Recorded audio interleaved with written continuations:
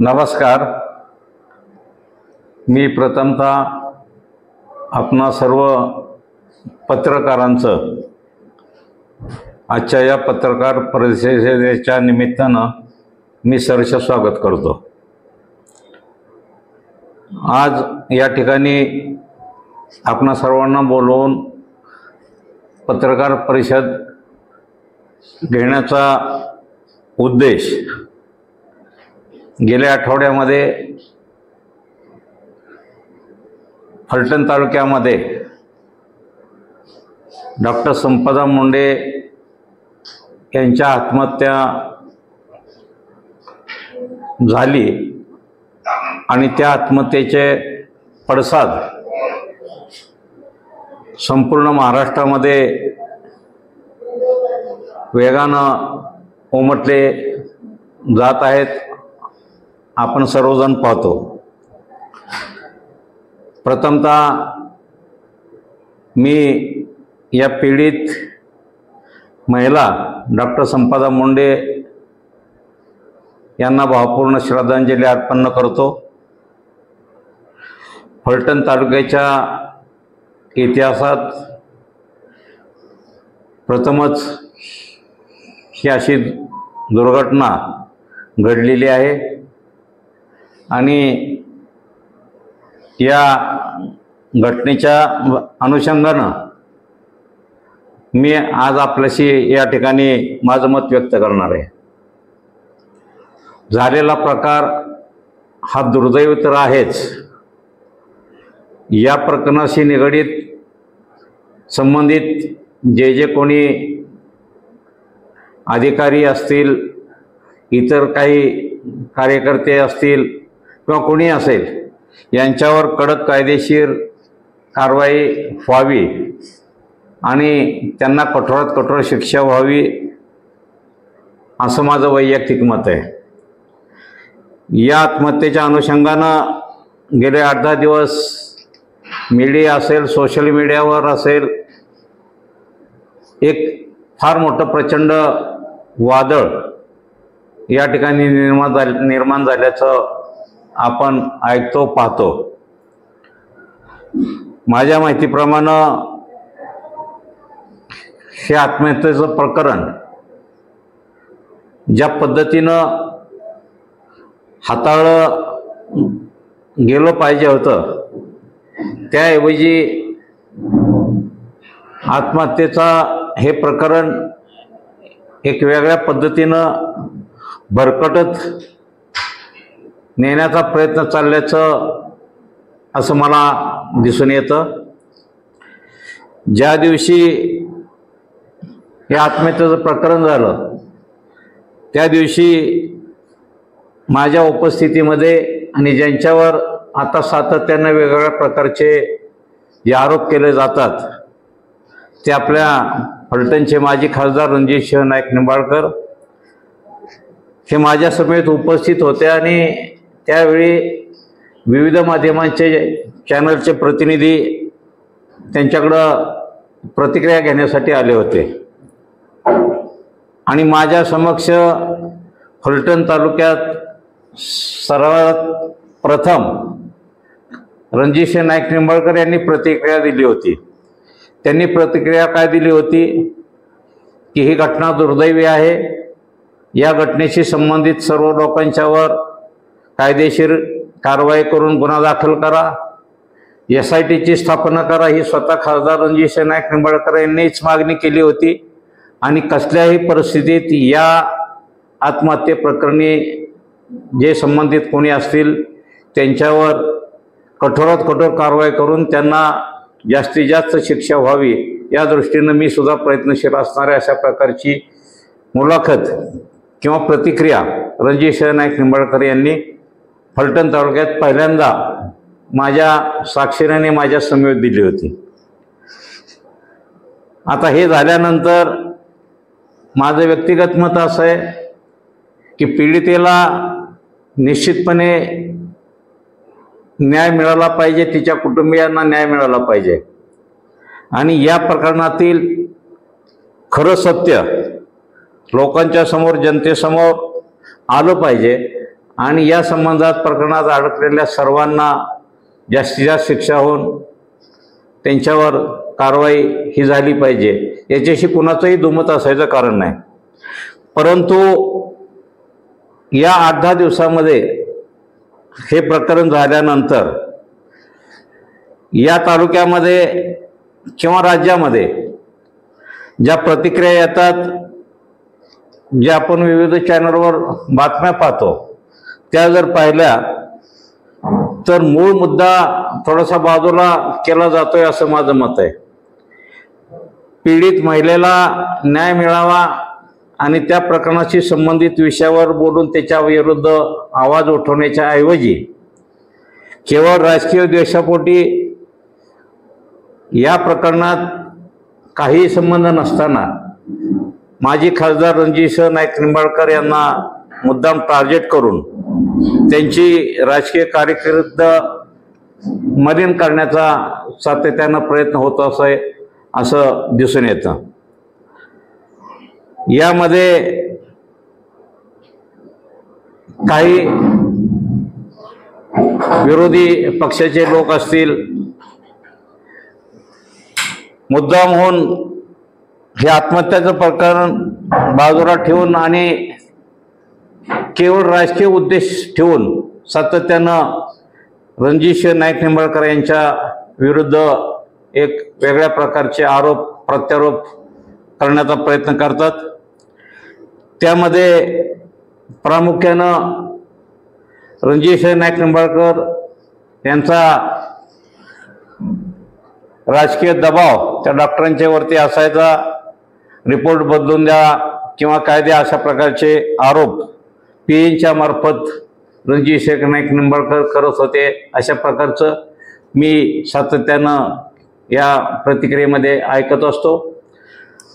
पण माझं मत असं आहे की राजकीय क्षेत्रामध्ये काम करत असताना खासदार असतील, आमदार असतील, मी असेन किंवा आणखीन कोणी विरोधी पक्षाचे लोकप्रतिनिधी असतील, कार्यकर्ते येतात, काम घेऊन येतात आणि त्यावेळेला आपल्या व्यथा नेत्यांच्या समोर मांडतात. मग कोणाचं तहसीलदारांच्याकडे काम असतं, कोणाकडं पोलीस स्टेशनला काम असतं, इतर ठिकाणी इरिगेशन खात्यात काम असतं, MSCBकडं काम असतं.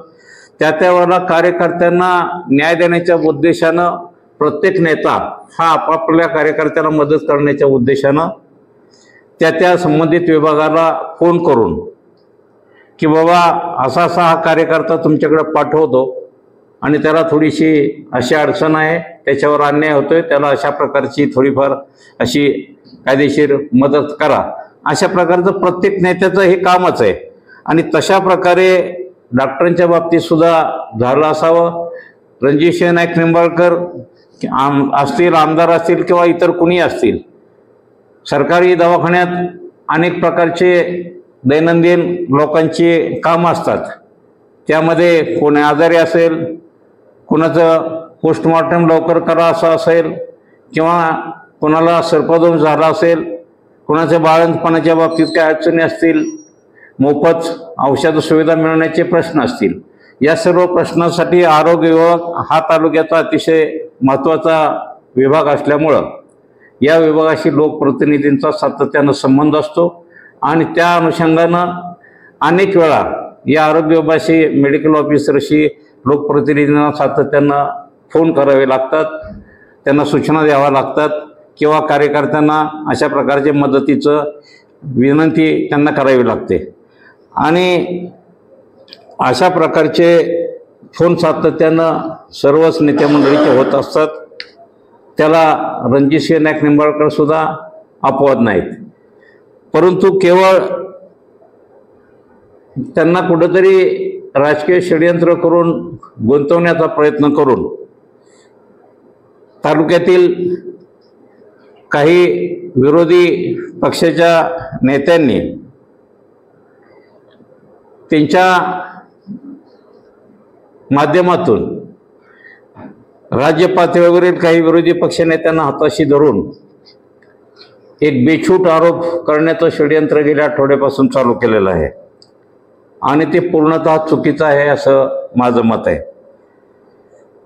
एखाद्या व्यक्तीचा दुर्दैवी मृत्यू आत्महत्येनं झाला असताना आणि त्या पीडितेला न्याय मिळवून देण्याचा विषय बाजूला ठेवून केवळ आपला विरोधक म्हणून आणि जी रणजितसिंह नाईक निंबाळकर यांची जी आता तालुक्यामध्ये विकास कामाची गोडदौड जी चाललेली आहे ती थांबवण्याचा किंबहुना ती रोखण्यासाठी अशा प्रकारचे उद्योग विरोधकांच्याकडून चाललेले आहेत।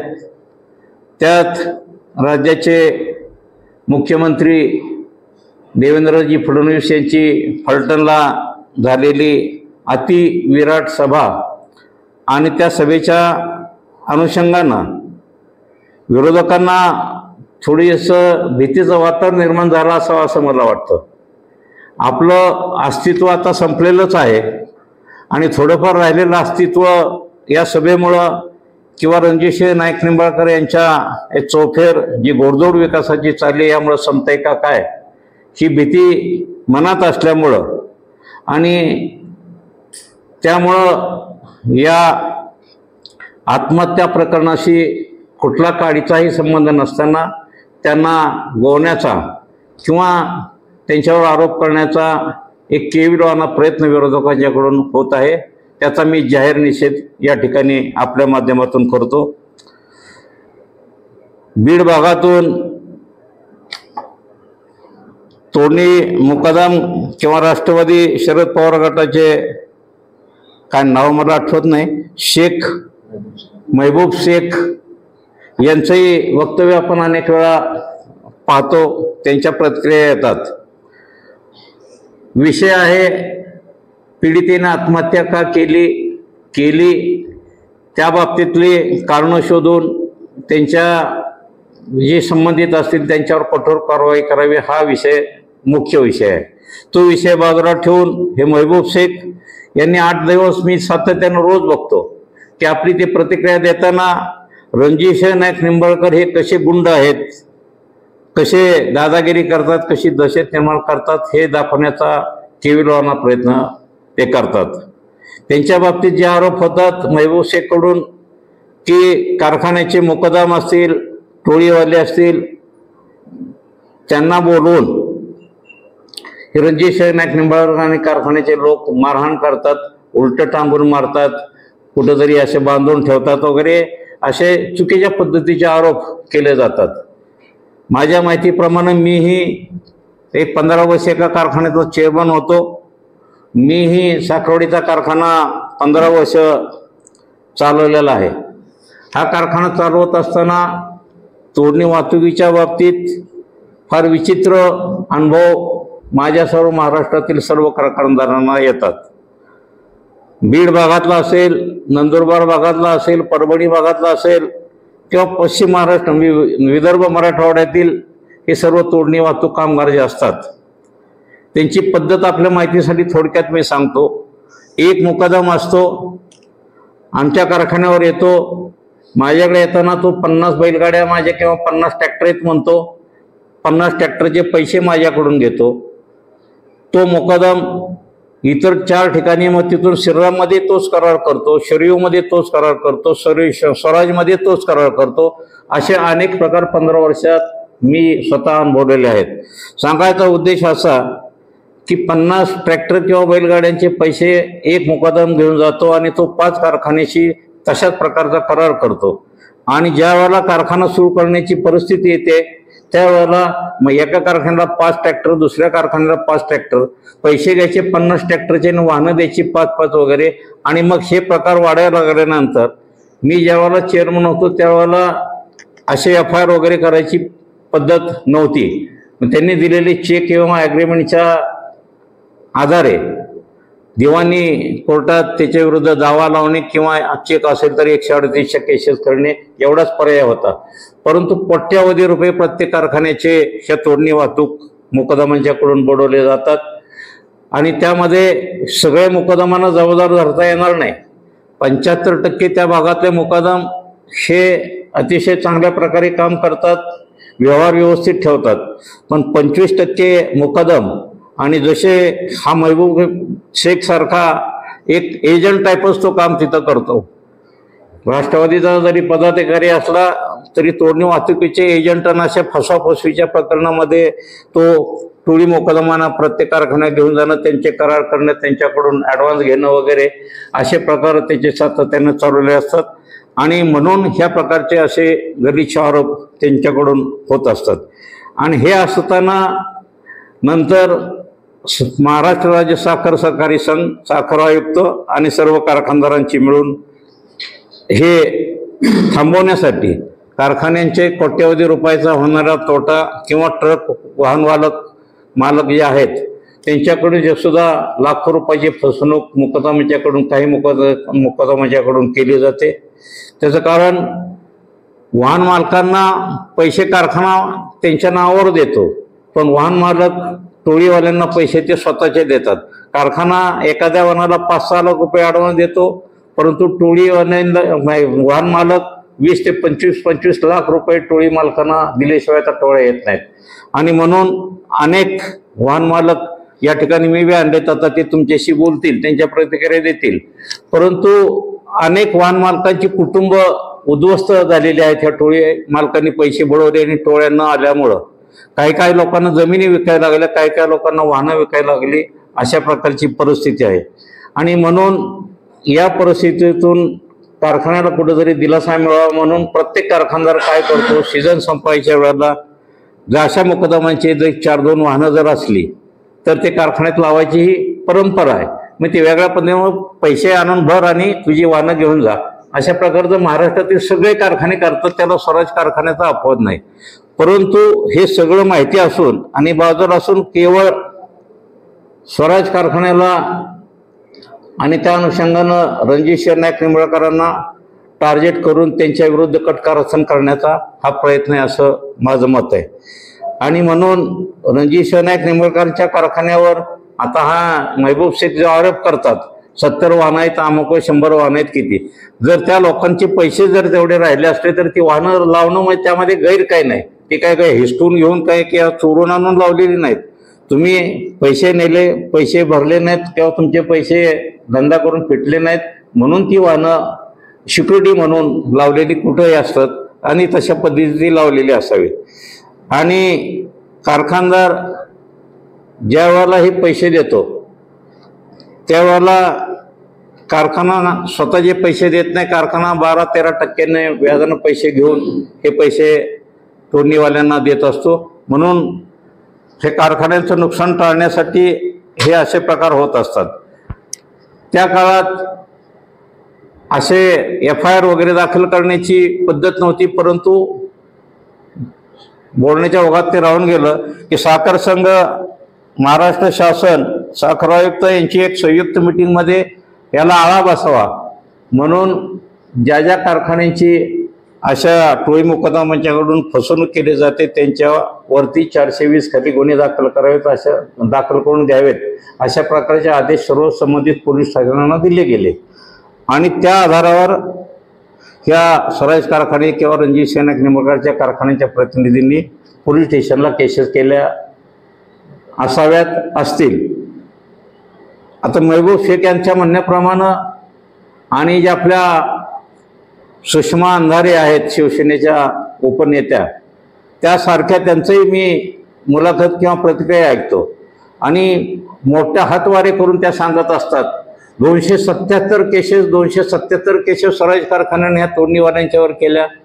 अरे 277 नाही 500 केल्या, त्यात गैर काय?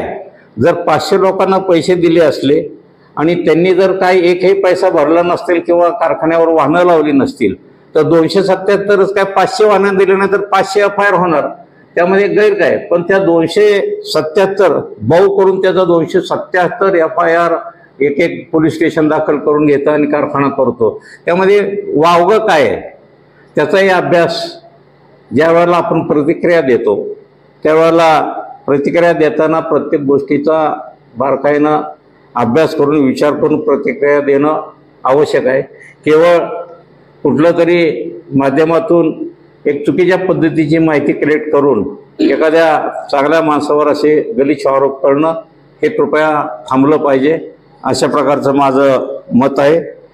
आणि केवळ राजकीय श्रेयवादासाठी बेछूट आरोप करून एखाद्याची राजकीय प्रतिमा किंवा राजकीय जीवनच उद्ध्वस्त करण्याचा हा जो प्रयत्न फलटण तालुक्यातून आणि महाराष्ट्रातील विरोधी पक्षांच्याकडून चाललेला आहे तो निंदनीय आहे. त्याचा मी जाहीर निषेध या ठिकाणी आपल्या माध्यमातून करतो. हा प्रकार झालेला आहे, तुम्ही पहिल्यांदा सांगितलं, तो निंदनीय आहे, दुर्दैवी आहे आणि अशा प्रकरणाशी कुणी पाठीशी घालू नये. आम्ही घालणार नाही, रणजित नाईक निंबाळकरही घालणार नाहीत. परंतु केवळ स्वतःच्या राजकीय स्वार्थासाठी आणि आपलं राजकीय अस्तित्व आता संपतंय का काय अशी मनामध्ये भीती निर्माण झाल्यामुळं आपल्या तालुक्यातील काही महाभाग या राज्य पातळीवरच्या नेत्यांना हाताशी धरून रणजित नाईक निंबाळकरची प्रतिमा मलिन करायची आणि त्यांचं राजकीय उद्ध्वस्त करण्याचा केविलवाना प्रयत्न करतायत. त्याचाही मी जाहीर निषेध या ठिकाणी करतोय. आणि कुठं एक मराठीत म्हणे, कावळ्याच्या शापानं कुठं गुरं मरत नाहीत, तशाच प्रकारे कुणी काय झालं तरी रणजित नाईक निंबाळकर त्यांचे कार्यकर्ते, आम्ही त्यांच्यासोबत आहोत. आणि असे चुकीचे आणि बेजबाबदारपणे केलेल्या आरोपाला असं कुणी नाव या प्रकरणामध्ये दुरान्वये सुद्धा जर आलं तरी सुद्धा त्यांच्यावर कारवाई सरकार त्यांच्या पद्धतीने करावी असं आमचंही मत आहे. त्यामध्ये दुमत असायचं कारण नाही. परंतु कुठलाही संदर्भ नसताना, दुरान्वये या प्रकरणाशी संबंध नसताना केवळ स्वतःच्या राजकीय पोळ्या भाजण्यासाठी अशा प्रकारचे निंदनीय प्रकार किंवा आरोप केले जातात. हे चुकीचं आहे हे सांगण्यासाठी मी तुम्हा सर्वांना निमंत्रित केलेलं आहे. या चाललेल्या प्रकारामध्ये हे दुर्दैवी प्रकार प्रत्येकाने थांबावेत. आता माझ्या माहितीप्रमाणे आपल्याच माध्यमातून सुषमा अंधारे या 3 तारखेला फलटणला येत आहेत. माझ्या माहितीप्रमाणे त्यांनी जी वक्तव्य केलेली आहेत की जुन्या शिळ्या आमटीला कड देण्याचा एक प्रकार त्यांच्याकडून होतोय. या प्रकरणाचा दिगंबर आगवणे प्रकरण असेल की ननवरे प्रकरण असेल किंवा अन्य कोणची प्रकरणं असेल, हे 2-3 वर्षाची प्रकरणं उकरून काढून या प्रकरणाशी त्याची लंक जोडण्याचा म्हणजे हा केवळ प्रयत्न हास्यास्पद आहे. सुषमा अंधाऱ्यासारख्या एका जबाबदार व्यक्तींनी किमान ही प्रकरण काय आहे, आपण कशा संदर्भात बोलतोय, डॉक्टर संपदा मुंडे यांचं आत्महत्या प्रकरण आणि दिगंबर आगवणे नरवरे प्रकरण किंवा कारखान्याचं त्या टोळीवाल्यांचं प्रकरण, ह्यांचा दुरान्वये कुठं काही संबंध आहे का, याची किमान खातरजमा करून अशा प्रकारची वक्तव्य अशा जबाबदार व्यक्तींना केली पाहिजेत असं मत आहे. केवळ कोणाकडून तरी माहिती घ्यायची आणि